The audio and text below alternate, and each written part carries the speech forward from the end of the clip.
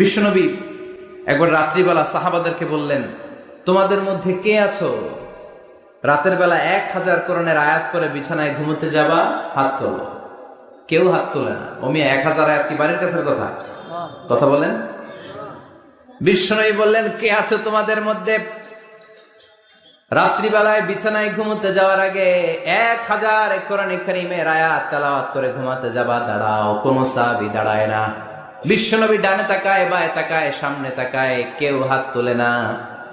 বিশ্বনবী বললেন, ও সাহাবারা, এবার বলো তোমাদের মধ্যে কে কে আছো সূরাতুত তাকাসুর পরে রাত্রে বিছানায় ঘুমোতে যেতে পারবা? এবার সব হাত উঠে গেছে। সুবহানাল্লাহ পড়েন। বিশ্বনবী বললেন, তোমাদের মধ্যে যদি কেউ রাত্রিবেলা একবার সূরাতুত তাকাসুর তেলাওয়াত করে বিছানায় ঘুমোতে যাও, আমল নামায় 1000 আয়াত তেলাওয়াতের সওয়াব দিয়ে দিবে কে?